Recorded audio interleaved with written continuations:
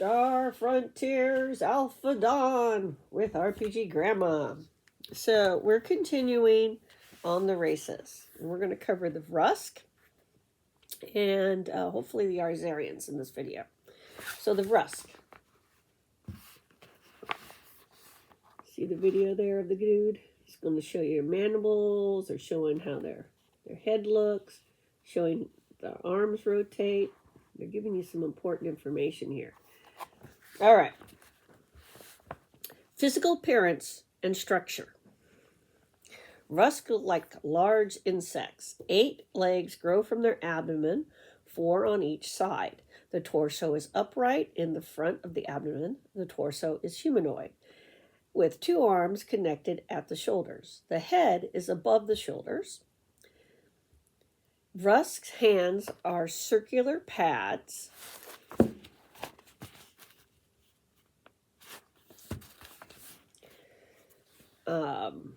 with 5 fingers spaced evenly around the edge. A Vrusk's shoulders is double jointed so they can rotate their arms in a full circle without straining any muscles. They can reach any point on their abdomen or behind their backs easily.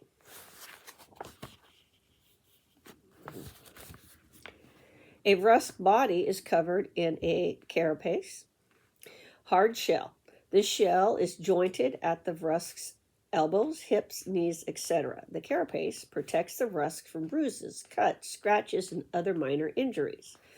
Unlike insects, Vrusks have an internal skeleton to support their bodies. Young Vrusks have a blue carapace with bright orange near joints. As the Vrusk gets older, the carapace changes to a dull green with yellow joints. Vrusk have large eyes that are protected by a hard, clear covering. The mouth is surrounded by 4 eating mandibles. The 2 larger mandibles hold food, while the small ones tear it apart and place it in the mouth.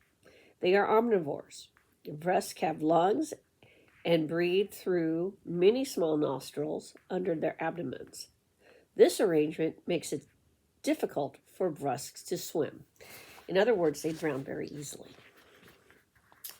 without proper equipment. Senses. Vrusks have a very good color vision, but they see more of the short wavelengths, blue and ultraviolet light, than humans do, and less of the long wavelengths, orange and red. Their sense of smell is centered in their antennae and is slightly better than a human's. They also can touch with their antennae.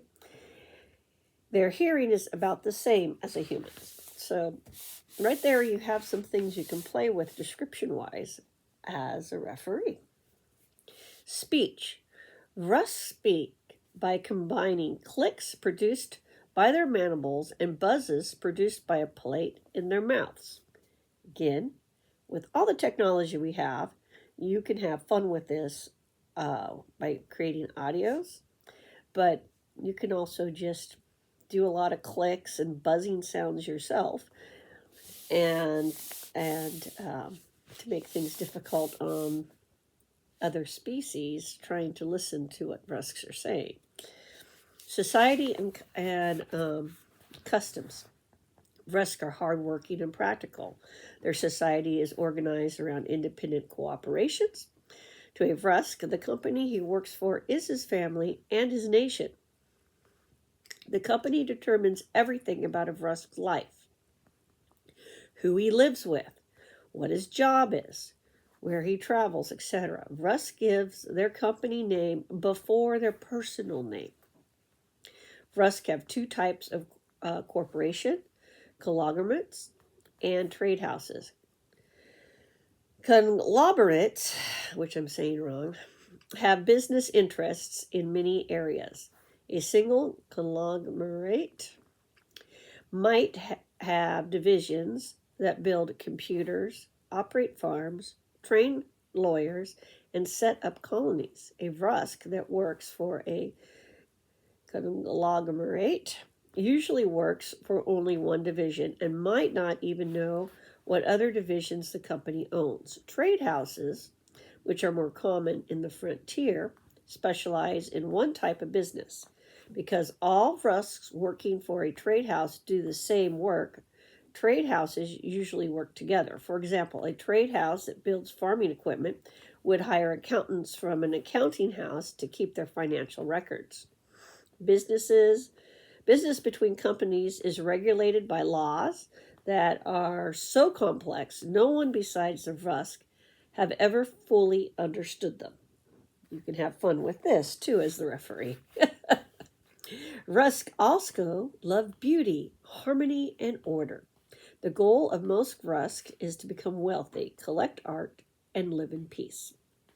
Their love for beauty makes them unwilling to get into fights that do not involve their company or house. However, Vrusks that are defending their company will do everything to remove the threat permanently. They can be violent. Vrusk adventurers, however, do not belong to a company. Some are independent businessmen, some are company employees who were fired, and some are just too rebellious to put up with company rules. A few start their own companies and eventually become leaders in their communities. Attitudes. Vrusk get along well with the other three races. They respect the Yazirian custom of choosing a life enemy and feel at ease around Dralsites because they are careful and skillful planners, though they are annoyed by Dralsites' sense of humor. They understand humans the least because to a Vrusk, humans seem unpredictable and a little lazy. Special abilities. Ambidextrity. All Vrusk are ambidextrous. They can use both hands equally well. Players with Vrusk characters do not need to choose whether their character is right or left-handed. Vrusk can shoot weapons, throw grenades, write, catch, or grip with either hand. Comprehension. Because Vrusk have such a complicated society, they also are able to understand all sorts of social dealings. All Vrusk characters start with a comprehension score of 15. This score is the character's percentage chance to figure out any type of social dealing that the player himself cannot. For example, if Vrusk is following a human he thinks is a spy for another company. He follows the human into a bar and sees them talking to a group of rough-looking Yazirians, occasionally glancing over his shoulder. Then the human hands some money to the thugs and leaves the bar. The Vrusk player is not sure what the human was trying to do, so he tells the referee he wants to use his comprehension ability. If he rolls 15 or less on a D100, the referee will tell him that the human paid the Yazirian to attack the Vrusk if he tried to follow the human from the bar. A character's comprehension score can be increased by spending experience points. See improving characters. All right, average size is 1.5 meters tall and 1.5 meters long. Average mass is 85 kilograms. Average lifespan 175 years. I should point out they mean game years, which are different than Earth years. Reproduction, heterosexual, oviparous, means they lay eggs. And a body temperature 38 degrees Celsius. Yazirians are flying monkey, tree squirrel kind of guys. There's been a lot of debate on the Yazirians over the years. What are they? Okay, physical appearance and structure. Yazirians are tall, thin humanoids. They have long arms and legs and slender torsos. Two large flaps of skins grow on either side of their bodies attached along their arms, torso, and legs. When a Yazirian raises his arms, this membrane is stretched tight and forms a sort of wing. Under certain conditions, explained under gliding, Yazirians can glide short distances using these wings. Yazirians have muzzles and high foreheads, giving them an animal-like appearance. Their heads are surrounded by manes and collars of hair, which varies in color from glossy black to pale yellow. Their skin color ranges from gray to light tan. Because their bodies do not sweat, Yazirians pant to keep cool. They are omnivores. Yazirians have 4 knuckles, one more than humans, on their fingers and toes. The inside toe is opposed like a thumb, allowing them to grasp things with their feet. The tips of their fingers and toes end in broad ribbed pads, giving them an excellent grip. These characteristics, combined with their animal-like appearance, earned them the nickname monkeys. So, take a look at them a little bit closer there. Senses. Yazirians' sense of hearing, smell, and taste are equivalent to humans because they evolved from nocturnal hunters. However, their eyes are adapted to seeing in dim light. They cannot see in complete darkness. They usually wear dark goggles when they must work in sunlight. In bright light, Yazirians without dark goggles must subtract 15 from their dexterity and reaction speed scores. Speech. Yazirians have no trouble speaking human languages or pangalactic.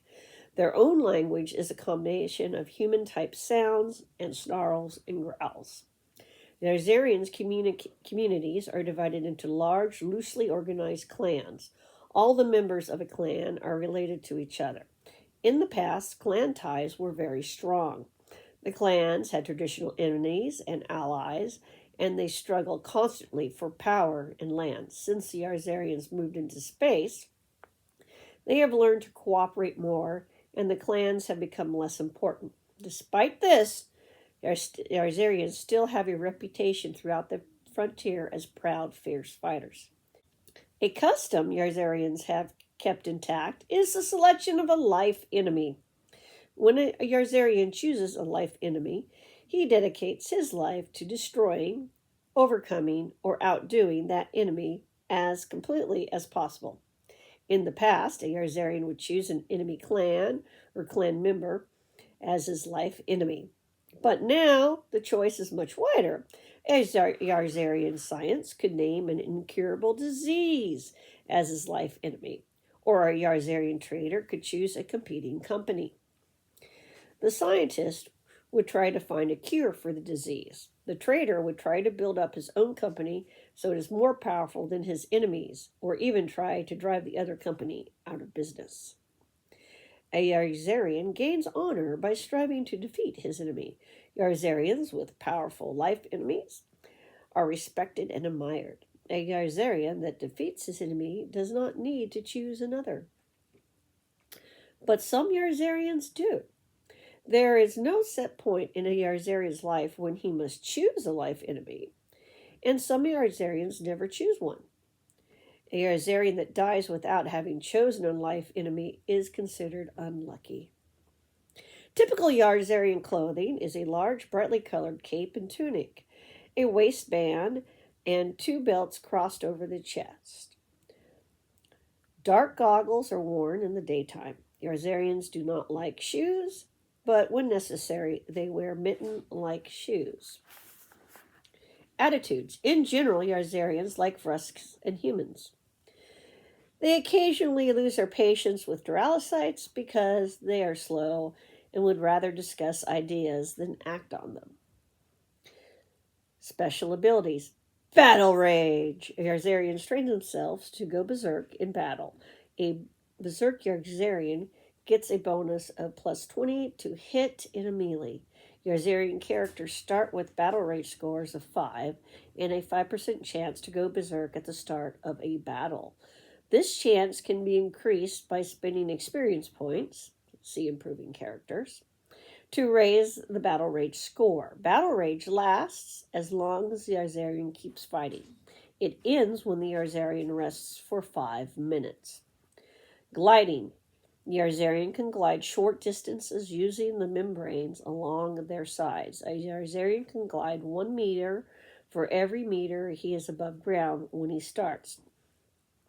He must start at least 10 meters above ground.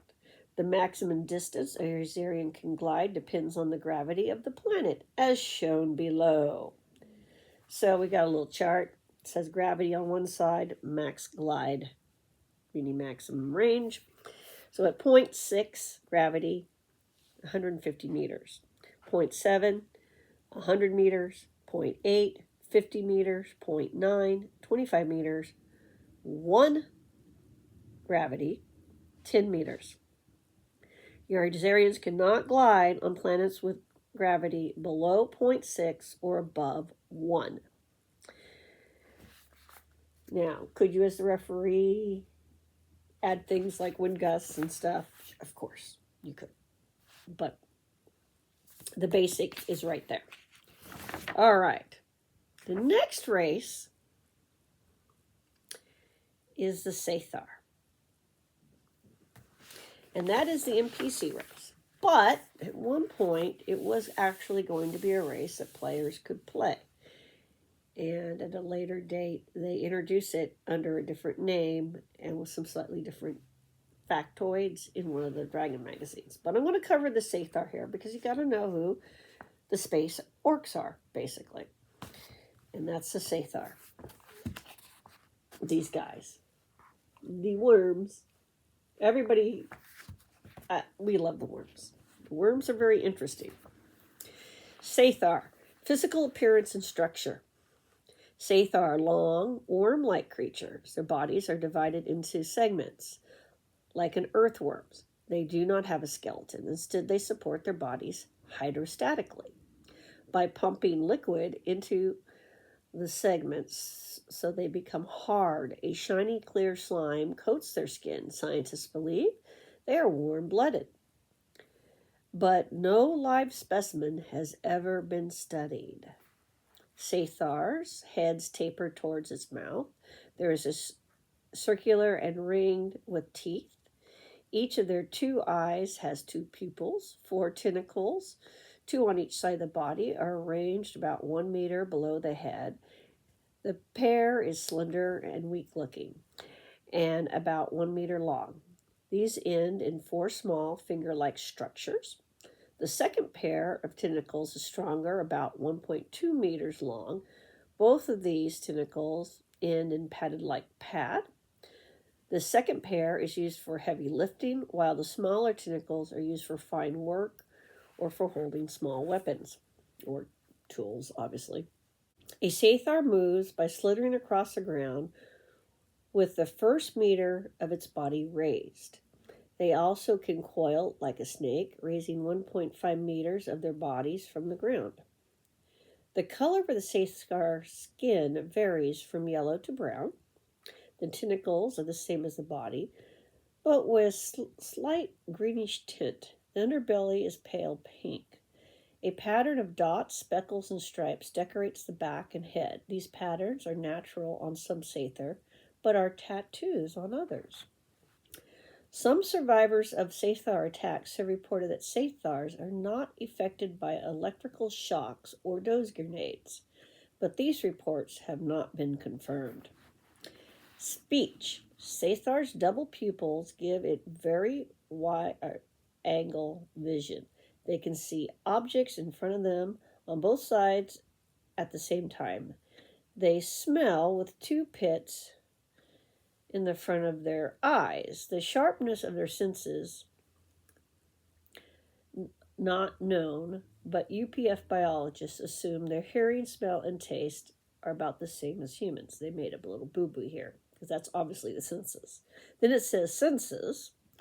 Captured recordings show that the Sathar can speak Yazirian and human languages, as well as Pangalactic. They hiss and lisps when they speak.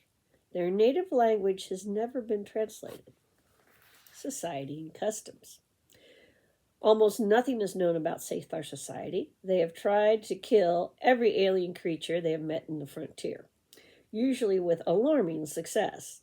No one knows why the Sathar attack so viciously and what they hope to gain. All attempts to contact the Sathar peacefully have failed.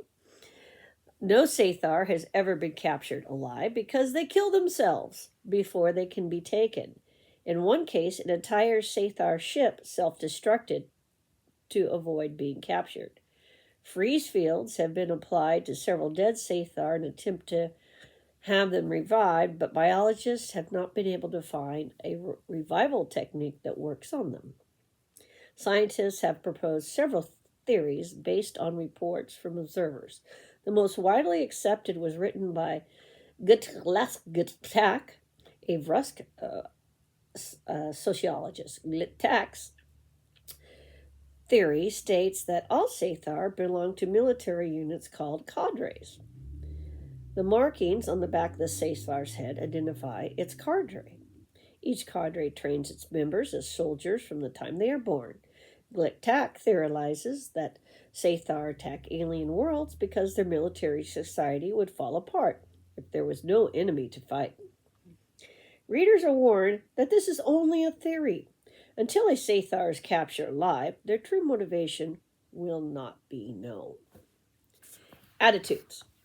All Sathar should be considered hostile and dangerous. Citizens of the frontier who encounter Sathar are required by law to report the incident immediately. If escaping is impossible, citizens are advised to attack on sight, as friendly approaches have always failed in the past. Sathar also are known to use Duralocite, human, Vrusk, and Yazirian agents to overthrow frontier governments, terrorize citizens, and disrupt trade.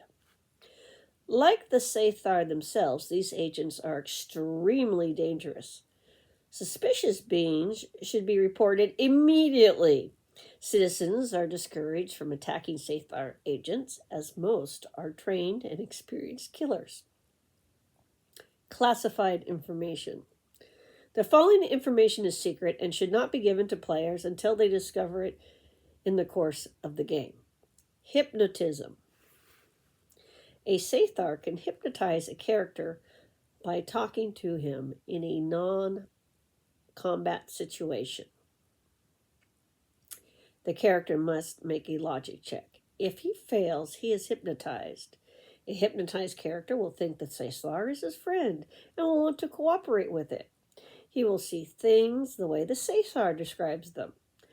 If this other senses do not contradict what the Sathar tells him. For example, a character would not believe that a fire was a pool of water. A Sathar can command a hypnotized person to do something at a specific time and to forget that he has been hypnotized until that time. For example, a character could be commanded to turn off a security system at midnight. Sathar ability modifiers. A Sathar leadership score must be 20 points higher than his personality score. Their racial modifiers are strength and stamina 0, dexterity reaction speed -5, and intelligent logic -5 on 1, and personality leadership, they get a +10. So there you go. That's the Sathar. Oh, their average size is 3.5 meters long, mass 55 kilograms, average lifespan unknown, reproduction hermaphroditic unknown, and body temperature believed endothermic, and we can see that. Now, there's been more stuff developed for the Sathar by fans, of course, including me.